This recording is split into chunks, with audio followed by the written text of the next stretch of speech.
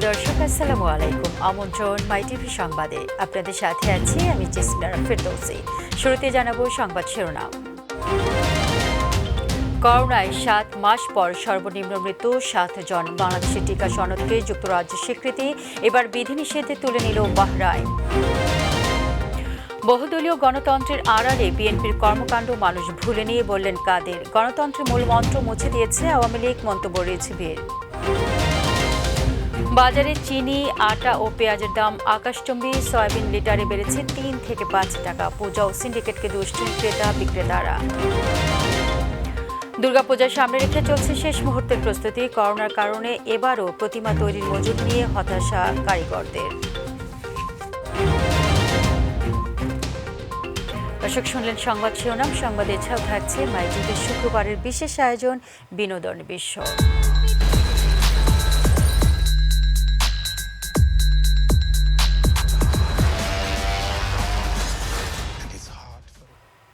এবার বিস্তারিত। শুরুতেই করোনা প্রসঙ্গ। করোনা সংক্রমণের দ্বিতীয় ঢেউয়ের দুঃসময় পেরিয়ে আসা বাংলাদেশের 7 মাস পর প্রথমবার দৈনিক মৃত্যু 10-এর নিচে নামল। গত 24 ঘন্টায় দেশে করোনার 7 জনের মৃত্যু হয়েছে। এর চেয়ে কম মৃত্যু হয়েছে 11 মার্চ 6 জন। এদিকে গত 24 ঘন্টায় নতুন রোগী শনাক্ত হয়েছে 645 জন। আগের দিনের তুলনায় মৃত্যু ও শনাক্ত দুটিই কমেছে। আগের দিন 12 জনের মৃত্যু এবং 663 জন রোগী শনাক্ত হয়। সর্বশেষ 24 ঘন্টায় 23,204 জনের নমুনা পরীক্ষা করা হয়। পরীক্ষার বিপরীতে রোগী শনাক্তের হার 2.77%। স্বাস্থ্য অধিদপ্তর জানিয়েছে, এখন পর্যন্ত দেশে 15,61,463 জনের করোনা শনাক্ত হয়েছে, আর মারা গেছে 27,654 জন। গত 24 ঘন্টায় মারা যাওয়া ব্যক্তিদের মধ্যে ঢাকা ও চট্টগ্রাম বিভাগে 3 জন করে ও রংপুর বিভাগে 1 জন রয়েছে। অন্য বিভাগে কেউই মারা যায়নি। বাংলাদেশে করোনা টিকার সনদকে স্বীকৃতি দিয়েছে যুক্তরাজ্য। ব্রিটেনের পরিবহন বিভাগ এক ঘোষণায় জানায়, দেশটির অনুমোদিত কোভিড-19 টিকার তালিকা ও সনদ স্বীকৃতি দিয়ে বাংলাদেশকে যুক্ত করা হয়েছে। 11 অক্টোবর থেকে স্বীকৃতির এই সিদ্ধান্ত কার্যকর হবে। পররাষ্ট্রমন্ত্রী এ.কে আব্দুল মোমেন গণমাধ্যমে পাঠানো এক বার্তায় বলেন, বাংলাদেশের করোনা টিকার সার্টিফিকেশন এখন ব্রিটিশ কর্তৃপক্ষ কর্তৃক স্বীকৃত। ব্রিটেনের এই সিদ্ধান্তকে স্বাগত জানিয়ে দেশটিতে নিযুক্ত বাংলাদেশের হাই কমিশনার সাইদা মুনা তাসনিম বলেন, এই সিদ্ধান্ত বাংলাদেশ ও যুক্তরাজ্যের মধ্যে উষ্ণ দ্বিপক্ষীয় সম্পর্কের প্রতিফলন। এদিকে করোনা ভাইরাস প্রতিরোধে বাংলাদেশের সফলতায় আরোপ করা বিধিনিষেধ তুলে নিয়েছে বাহরাইন। বাংলাদেশের করোনা পরিস্থিতির উন্নতিতে এমন সিদ্ধান্ত নেওয়া হয়েছে। এবার রাজনৈতিক প্রসঙ্গ। আসন্ন দ্বিতীয় ধাপের ইউপি নির্বাচন নিয়ে মনোনয়ন বোর্ডের দ্বিতীয় দিনের সভা অনুষ্ঠিত হয়েছে। বিকেলে গণভবনে প্রধানমন্ত্রী শেখ হাসিনার সভাপতিত্বে এই সভা শুরু হয়। শনিবার সকালেও সভা চলবে। শুক্রবারের সভায় ইউনিয়ন পরিষদ, পৌরসভা ও শূন্য হওয়া সংসদীয় এলাকার উপনির্বাচনে মনোনীত প্রার্থীদের চূড়ান্ত তালিকা নিয়ে আলোচনা হয়। বরাবর মতো এবারও দলের সৎ ও যোগ্য প্রার্থীদের আওয়ামী লীগের সভাপতি ও প্রধানমন্ত্রী শেখ হাসিনা চূড়ান্ত মনোনয়ন দেবেন বলে সভা থেকে জানানো হয়। বিদ্রোহী প্রার্থীদের মনোনয়ন না দেওয়ার ব্যাপারে কঠোর অবস্থানে মনোনয়ন বোর্ড। আগামী 11 নভেম্বর দ্বিতীয় ধাপের ইউপি ও পৌরসভা নির্বাচন অনুষ্ঠিত হবে। বিএনপি তাদের কর্মকাণ্ডে বিদেশিদের কাছে দেশের ইমেজ নষ্ট করছে মন্তব্য করে আওয়ামী লীগ সাধারণ সম্পাদক, সড়ক পরিবহন ও সেতুমন্ত্রী ওবায়দুল কাদের বলেছেন, বহুদলীয় গণতন্ত্রের মুখোশের আড়ালে বিএনপি যা করেছিল জাতি তা ভুলে যায়নি। আর দলের যুগ্ম সাধারণ সম্পাদক, তথ্য সম্প্রচার মন্ত্রী ডক্টর হাসান মাহমুদ বলেছেন, বিএনপি নেতারা দেশকে অস্থিতিশীল করার অপতৎপরতা চালাচ্ছে। আলাদা আলাদা অনুষ্ঠানে তারা এইসব কথা বলেন। আরও জানাচ্ছেন এস.এম. আরিফ। শেখ রাসেল দিবস উপলক্ষে শেখ রাসেল স্কেটিং কমপ্লেক্সে শিশু কিশোরদের চিত্রাঙ্কন প্রতিযোগিতা অনুষ্ঠানে তথ্য ও সম্প্রচার মন্ত্রী ডক্টর হাসান মাহমুদ বলেছেন, এখনও দেশকে অস্থিতিশীল করার অপতৎপরতা চালাচ্ছে বিএনপি। জিয়া রহমান বাংলাদেশের ইতিহাসে একজন বিশ্বাসঘাতক খুনি হিসেবে চিহ্নিত থাকবে এবং জিয়া রহমানের এই অপকর্ম যখন আজকে ধীরে ধীরে বেরোচ্ছে, একসময় জিয়া রহমানের দল যারা করে, মির্জা ফখরুল, রিজভী, গয়েশ্বর বাবু, আরও যারা আছে, এরা লজ্জা পাবে। একজন খুনির, একজন বিশ্বাসঘাতকের দল তারা করছে। সরকারি নিজ বাসভবনে ব্রিফিংয়ে আওয়ামী লীগের সাধারণ সম্পাদক, সড়ক পরিবহন ও সেতুমন্ত্রী জানান, বিএনপি তাদের কর্মকাণ্ড দ্বারা বিদেশিদের কাছে দেশের ইমেজ নষ্ট করছে। কথায় কথায় যারা দেশের বিরুদ্ধে বিদেশিদের কাছে নালিশ করে, যারা বিদেশি দূতাবাসের বন্ধ দরজায় ফুল আর মিষ্টি নিয়ে অপেক্ষা করে, যারা দেশের অভ্যন্তরীণ বিষয়ে বিদেশিদের হস্তক্ষেপ করার প্রকাশ্য অনুরোধ করে, তারাই বাংলাদেশকে নতজানু রাষ্ট্র হিসাবে দেখতে চায়। ক্ষমতা যাওয়ার জন্য বিএনপি দেশ ও জাতির স্বার্থ বিসর্জন দেয় বলেও মন্তব্য করেন ওবায়দুল কাদের। গত 13 বছরে বিএনপি বহুবার গণ আন্দোলনের হাঁক ডাক দিয়েছে। তাদের ডাকে জনগণ তো দূরের কথা, বিএনপির নেতাকর্মীরাই সাড়া দেয়নি। SM আরিফ, মাই টিভি, ঢাকা। গণতন্ত্রের মূল মন্ত্র আওয়ামী লীগ মুছে দিয়েছে বলে মন্তব্য করেছেন বিএনপির সিনিয়র যুগ্ম মহাসচিব রুহুল কবির রিজভী। সকালে নয়াপল্টনের সংবাদ সম্মেলনে তিনি বলেন, জনগণের ভোটের অধিকার ফিরিয়ে আনতে নির্দলীয় নিরপেক্ষ সরকারের অধীনে নির্বাচন দেওয়ার কোনো বিকল্প নেই। এদিকে আগামীর কর্মপন্থা নির্ধারণে ধারাবাহিক মতবিনিময়ের অংশ হিসেবে পেশাজীবীদের সাথে বৈঠক করেছেন বিএনপির শীর্ষ নেতারা। গুলশানে অনুষ্ঠিত সভায় অধিকাংশ নেতাই দাবি আদায়ে রাজপথে আন্দোলনের পরামর্শ দিয়েছেন। আরও জানাচ্ছেন মাহবুব সৈকত। খালেদা মুক্তি আন্দোলন, নিরপেক্ষ লোক দিয়ে ইসি গঠন এবং নির্বাচনকালীন নির্দলীয় সরকারের দাবি আদায়ে কর্মপন্থা নির্ধারণে বিভিন্ন পর্যায়ের নেতাদের সাথে আলোচনার ধারাবাহিকতায় পেশাজীবী সংগঠনের নেতাদের নিয়েও মতবিনিময় করেন বিএনপির শীর্ষ নেতারা। গুলশানে চেয়ারপারসনের কার্যালয়ে অন্য সভাগুলোর মতো জাতীয়তাবাদী দলের চিকিৎসক, প্রকৌশলী, কৃষিবিদ এবং আইনজীবীদের অঙ্গ ও সহযোগী সংগঠনের নেতাদের নিয়ে দুদিনের এই সভাও ছিল রুদ্ধদ্বার। তবে দাবি আদায়ে রাজপথে কঠোর আন্দোলনের পাশাপাশি আইনি লড়াইয়ের ব্যাপারেও অংশগ্রহণকারীরা তাগিদ দিয়েছেন বলে জানা গেছে এবং সেটাকে আমরা ফলপ্রসূ করতে পারব। অন্যদিকে নয়াপল্টন দলীয় কার্যালয়ের সংবাদ সম্মেলনে আগামী নির্বাচন এবং ইসি গঠন নিয়ে আওয়ামী লীগ সাধারণ সম্পাদক ওবায়দুল কাদেরের বক্তব্যের সমালোচনা করেন বিএনপির সিনিয়র যুগ্ম মহাসচিব। একই কথা, একই চর্বিত চর্বণ তারা করছে। নির্বাচন, ভোট, গণতন্ত্রের যে অন্যতম শর্ত, এইটাকে তারা একেবারে মুছে দিয়েছে। মাহবুব সৈকত, মাই টিভি, ঢাকা। জাতীয় পার্টির মহাসচিব জিয়াউদ্দিন বাবলুর মৃত্যুর শোককে শক্তিতে পরিণত করে আগামী জাতীয় নির্বাচনে পার্টিকে এককভাবে ক্ষমতায় আনতে সবাইকে প্রস্তুতি নেওয়ার আহ্বান জানিয়েছেন দলের চেয়ারম্যান GM কাদের। বিকেলে রাজধানীর কাকরাইল IEDB মিলনায়তনে জিয়াউদ্দিন বাবলুর স্মরণে শোক সভায় তিনি এই আহ্বান জানান। GM কাদের বলেন, আপাদমস্তক রাজনীতিবিদ জিয়াউদ্দিন বাবলুর জীবন আদর্শ অনুসরণ করে জাতীয় পার্টির সামনের দিকে এগিয়ে যাবে। পরে জিয়াউদ্দিন বাবলুর বিদেহী আত্মার মাগফিরাত কামনা করে দোয়া মোনাজাত করা হয়।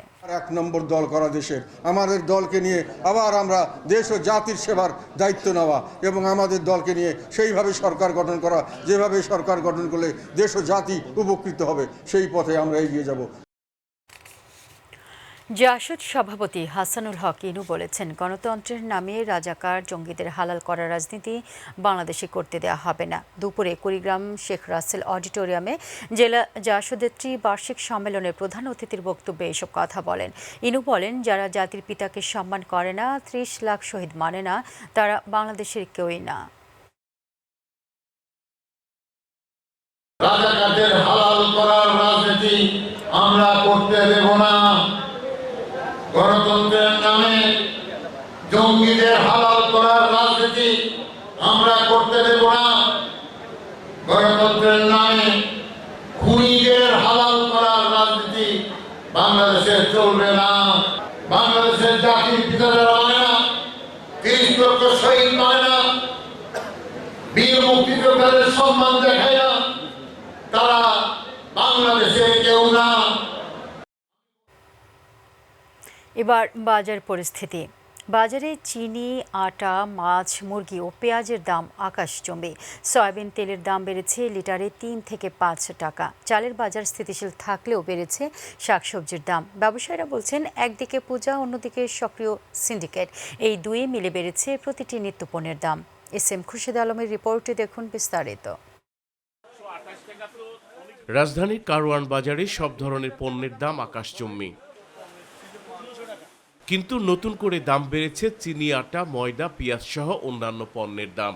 ময়দা তেল, আবার যে চিনি, বিভিন্ন ধরনের দ্রব্যের মূল্যের দাম অতিরিক্ত বেশি। এবছরই 60-65 বেশি চিনি, 65 বেশি, 70 বেশি যায় না এই বছরে। এখন 80 টাকা চিনি, ইন্ডিয়ান পেঁয়াজ ছিল 45 টাকা, 45 টাকার পেঁয়াজ কিনা এখন 60 টাকা, দেশি পেঁয়াজ 75 টাকা কিনি, বিক্রি 80 টাকা। পূজার সুযোগ কাজে লাগিয়ে দাম বাড়িয়েছে রপ্তানিকারকরা বলে জানান ব্যবসায়ীরা। আমরা যতটুকু জানি যে সামনে আপনি পূজা আসতেছে, এই জন্য মাল নাকি আপনার আমদানি কম হইতেছে, এর জন্য আপনার হয়তো বা দাম একটু বাড়তি চলতেছে। নতুন করে এখন আর কোনো দাম বাড়ে নাই, এটা আগে বাড়ায় রাখছে সরকার তেলের দামটা, আর নতুন করে বাড়ছে এখন পেঁয়াজ, আদা, চিনি, আটা, ময়দা। মুরগি প্রতি কেজিতে বেড়েছে 30 টাকা, আরও বেড়েছে মাছ ও তেলের দাম। ব্রয়লার মুরগি কেজি ছিল আপনার 120 টাকা, সর্বোচ্চ 30 টাকা, এখন বর্তমানে 180 টাকা, 75-80 টাকা চলতেছে বর্তমান বাজারে। পাকিস্তানি বিক্রি করছি 12 তারিখের আগে, গেছে মাসে 12 তারিখের আগে বিক্রি করছি আমি 220 টাকা কেজি, সর্বোচ্চ 200 টাকা, 220 টাকায় বেশি বেচতে পারিনি। এখন সে মালে 350 টাকা, 330 টাকা বিক্রি করতে আসছি। ইলিশ মাছ আপনার বন্ধ হওয়ার পরে বড় যে কোনো মাছ, এই রুই কাতল মাছ কেজিতে আপনার 40-50 টাকা করে বাড়ছে, আর বড় মাছ আপনার 70-80 টাকা বাড়ছে। শাকসবজির দাম বাড়লেও স্থিতিশীল রয়েছে চালের দাম। আজকে না বলতে আজকে পরে সপ্তাহখানিক উপরে সবজির দাম অনেকটাই মোটামুটি বাড়তির ভিতরে আছে। তো শীতকালে সবজি না পর্যন্ত সবজির দাম কমবে না, সহজে এটা হলো বড় কথা। মিনিকেট আছে 55 থেকে 58 টাকা, আর নাদির আছে 58 থেকে 62 টাকা পর্যন্ত, আর পায়জামা আছে 42 থেকে 44 টাকা, 28 হলো 44 থেকে 46 টাকা। বাজার এখন বাজার স্থির আছে। SM খুরশেদ আলম, মাই টিভি, ঢাকা। শারদীয় দুর্গা উৎসব প্রসঙ্গ। আগামী সোমবার থেকে শুরু হচ্ছে সনাতন ধর্মাবলম্বীদের সবচেয়ে বড় ধর্মীয় উৎসব দুর্গাপূজা। জেলায় জেলায় পূজাকে সামনে রেখে প্রতিমা তৈরির ধুম পড়েছে। তবে করোনার কারণে এবার মজুরি নিয়ে হতাশ প্রতিমা শিল্পীরা। ব্রাহ্মণবাড়িয়ার প্রতিনিধি আফম কাউসার ইমরান ও সিরাজগঞ্জ প্রতিনিধি HM মোনায়েম খানের রিপোর্ট, জানাচ্ছেন আতিকুর রহমান তিতাস। শারদীয় দুর্গোৎসবের মাত্র বাকি কয়েকদিন। ব্রাহ্মণবাড়িয়ার কারিগররা এখন প্রতিমা তৈরিতে দিনরাত ব্যস্ত সময় কাটাচ্ছেন। মৃৎশিল্পীরা জানান, করোনার কারণে এবছর মূর্তি তৈরির উপকরণের খরচ বৃদ্ধি পেয়েছে, তবে প্রতিমার মূল্য কম হওয়ায় হতাশায় তারা। অন্যান্য বছর জন্য অর্ডার আছে, কিন্তু প্রতিমার রেট নেই। 6-7 বছর ধরে মূর্তি কাজ করতেছে। আমার স্বামীর সাথে আমিও এই কাজে একটু সহযোগিতা করি। জেলা পুলিশ সুপার জানান, দুর্গাপূজা উপলক্ষে জেলা পুলিশের পক্ষ থেকে পর্যাপ্ত নিরাপত্তা ব্যবস্থা নেওয়া হয়েছে। পূজা যাতে শান্তিপূর্ণভাবে সম্পন্ন হতে পারে, স্ট্রং মনিটরিং ব্যবস্থা থাকবে, পিকেট ব্যবস্থা থাকবে, মোবাইল ব্যবস্থা থাকবে, এবং সার্বক্ষণিকভাবে পূজা উদযাপন কমিটির সবার সাথে আমরা মত বিনিময় সভা করেছি। এবছর ব্রাহ্মণবাড়িয়া জেলা শহর সহ 9 উপজেলায় স্বাস্থ্যবিধি মেনে দুর্গাপুজো উদযাপনের লক্ষ্যে জেলা প্রশাসনের পক্ষ থেকে নেওয়া হয়েছে ব্যাপক প্রস্তুতি। প্রত্যেকটি মণ্ডপে যাতে স্বাস্থ্যবিধি অনুসরণ করা হয় এবং সুষ্ঠু সুশৃঙ্খলভাবে পূজা অনুষ্ঠিত হয়, এই লক্ষ্যে আমরা সকলকে সচেতন করেছি এবং সকলের সাথে আমরা আলোচনা করে আসন্ন শারদীয় দুর্গা উৎসব যাতে স্বাস্থ্যবিধি মেনে উৎসবমুক্ত পরিবেশে অনুষ্ঠিত হতে পারে, এই লক্ষ্যে প্রয়োজনীয় সকল প্রস্তুতি গ্রহণ করেছি। এদিকে সিরাজগঞ্জেও দুর্গা উৎসবকে কেন্দ্র করে শিল্পীরা প্রতিমা তৈরিতে ব্যস্ত।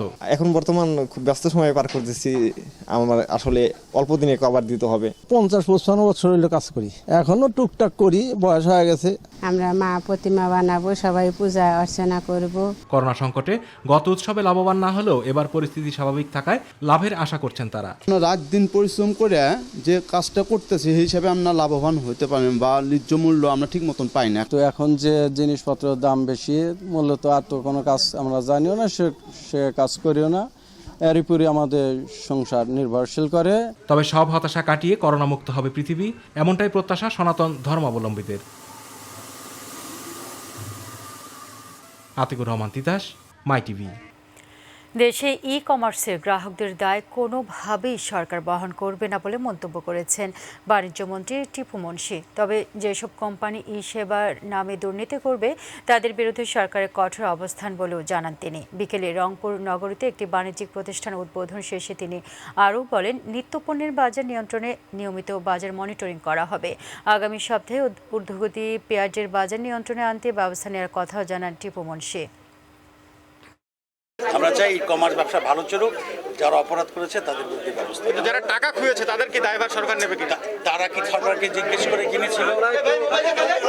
তারা তো জিজ্ঞেস করে কেনেনি। যখন 1.5 লাখ টাকার মোটরসাইকেল 1 লাখ টাকায় পাচ্ছে, তখন তো সরকারকে বলেনি এত সস্তায় আমরা পাচ্ছি। গণতান্ত্রিক ও রাজনৈতিক স্থিতিশীলতা না থাকলে অর্থনৈতিক ও সামাজিকভাবে দেশ পরনির্ভরশীল হয়ে যেতে পারে বলে আশঙ্কা প্রকাশ করেছেন পরিকল্পনা মন্ত্রী এম এ মান্নান।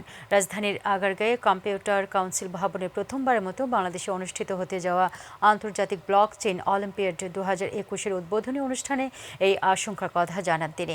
অনুষ্ঠানে বিশেষ অতিথি হিসেবে উপস্থিত ছিলেন তথ্য ও যোগাযোগ প্রতিমন্ত্রী জুনায়েদ আহমেদ পলক। 12টি দেশের অর্ধশতাধিক দল প্রতিযোগিতায় অংশ নিচ্ছে। যারা আছে দেশ নাগরিকবৃন্দ, যদি আমরা এইটাকে না ভাঙি, আক্রমণ না করি এবং স্থিতিশীলতার পথে না থাকি, গণতন্ত্রের পথে না থাকি, আইন কানুনের শাসনের পথে না থাকি, তাহলে আমাদের বিপদ আবার হতে পারে এমনও যে আবার পরাধীনও হতে পারে। বরিশালে নিয়মনীতির তোয়াক্কা না করে প্রতিদিনই বাড়ছে খাবারের দোকান, কিন্তু এসব দোকানে খাবারের মান নিয়ে অসন্তুষ্ট সাধারণ মানুষ। অনেক সময় এসব দোকানের খাবার খেয়ে পেটের পীড়ায় আক্রান্ত হচ্ছে নগরবাসী। মুখরোচক খাবারগুলো তৈরি হচ্ছে নোংরা পরিবেশে, মানা হচ্ছে না স্বাস্থ্যবিধি। আরও জানাচ্ছেন পারভেজ রাসেল।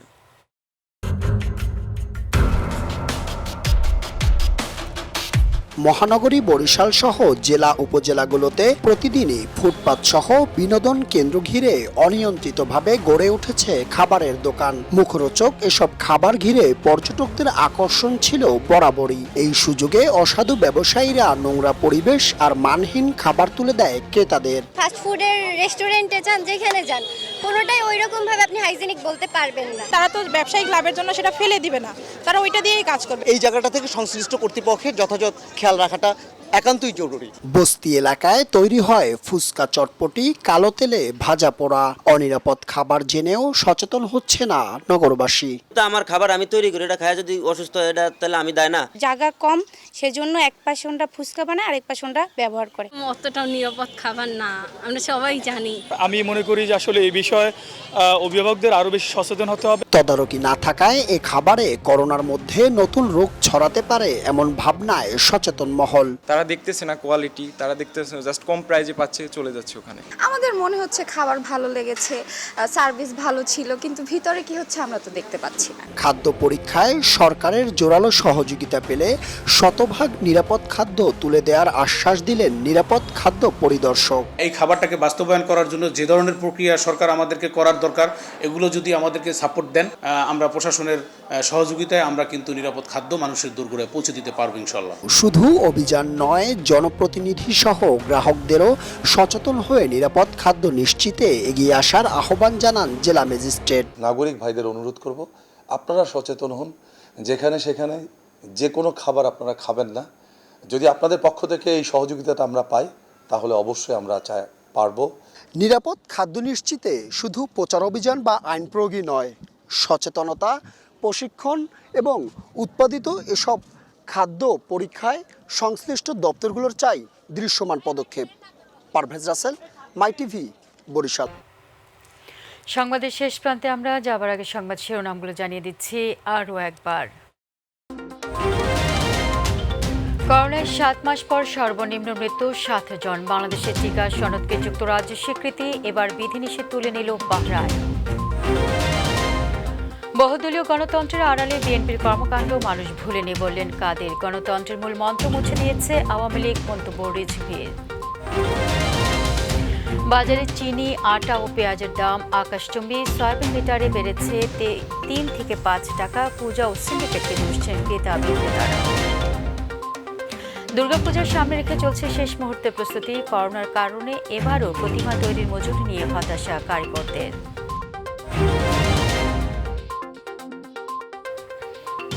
এবার শান্তিতে নোবেল জিতলেন ফিলিপাইনের সাংবাদিক মারিয়া রেসা ও রুশ সাংবাদিক দিমিত্রি মোরাতভ।